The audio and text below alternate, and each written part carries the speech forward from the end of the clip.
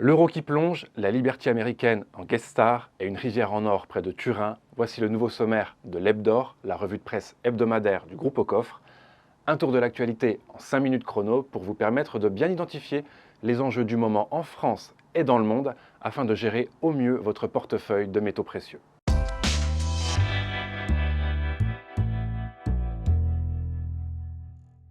Pendant que la dette et l'inflation n'en finissent plus de croître, l'euro, lui, s'effondre. Ouest France nous explique que vendredi, la devise européenne est passée sous le seuil des 1,01$ pour la première fois depuis fin 2002, plombée par les inquiétudes qui pèsent sur l'économie du vieux continent. Dans son article, le quotidien régional donne la parole à plusieurs spécialistes. L'euro risque de continuer de s'approcher de la parité tant que la BCE n'aura pas évoqué une mesure choc lors de sa prochaine réunion, estime un analyste chez Swissquote. Un autre explique que le gaz naturel va amener l'euro sous la parité, quelle que soit la réaction de la BCE.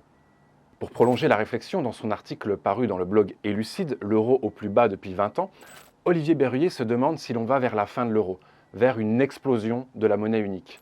Il nous explique que les inquiétudes se multiplient et pour cause, les différentes crises actuelles font que le monde financier connaît à présent des mouvements monétaires d'ampleur, touchant en particulier l'euro et alimentant une inflation déjà très importante. Et un euro qui flanche, c'est peut-être la perspective d'en voir un nouveau apparaître, l'euro numérique.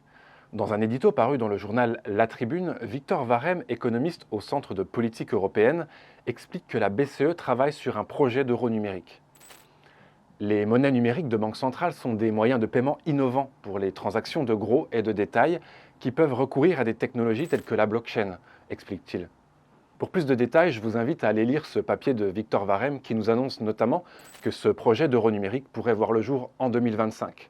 La phase d'enquête a débuté en juillet 2021 et durera jusqu'en septembre 2023, date à laquelle la BCE prendra une décision finale concernant le déploiement potentiel de la solution. Alors, l'or va-t-il faire, comme souvent, des étincelles cet été? C'est la question que se pose le magazine Capital, rappelant que le précieux métal jaune a été à la peine dernièrement, lesté par l'appréciation du dollar. Pour autant, l'or aborde une période de la saisonnalité traditionnellement favorable, de mi-juillet à mi-septembre, nous signale Capital.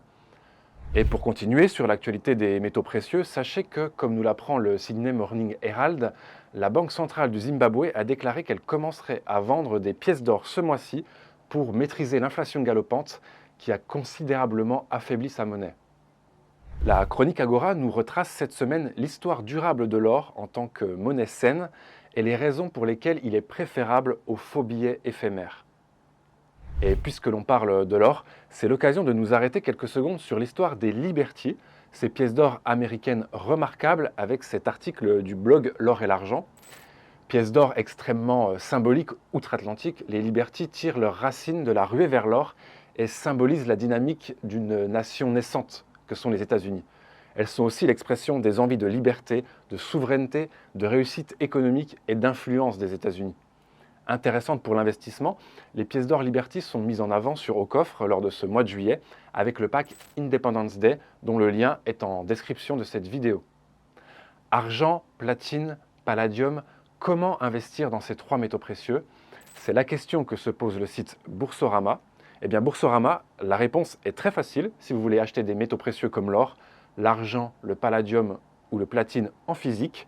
Et si vous voulez que vos biens tangibles soient protégés dans des coffres hautement sécurisés, il vous suffit tout simplement de vous rendre sur le site aucoffre.com qui est la référence en la matière. C'est une rivière en or que nous a fait découvrir TF1 lors d'un de ses JT. Elle se trouve en Italie, dans la vallée de Valenza, à quelques kilomètres de Turin, près d'une ancienne mine de l'Empire romain devenue un Eldorado à l'italienne. À l'époque, il y a quelques siècles, Turin était devenue la capitale européenne de l'or. Aujourd'hui, les chercheurs d'or s'y précipitent car ils sont certains d'y trouver de l'or. Alors, s'ils ont peu d'espoir d'y trouver la pépite qui changera leur vie, ils peuvent néanmoins dénicher pas mal de paillettes et sortir jusqu'à 1 gramme d'or par jour, soit l'équivalent de 50 € environ. Voilà, ce nouvel épisode de l'Hebdor est terminé en espérant qu'il vous a plu. N'hésitez pas à nous faire part de vos commentaires. Vous pouvez également retrouver tous les liens des articles évoqués dans la description de cette vidéo. Abonnez-vous à notre chaîne YouTube si ce n'est pas déjà fait. Vous pouvez cliquer sur la petite cloche en bas de la vidéo pour être prévenu de la suivante. Ce sera mardi prochain avec encore plus d'actu.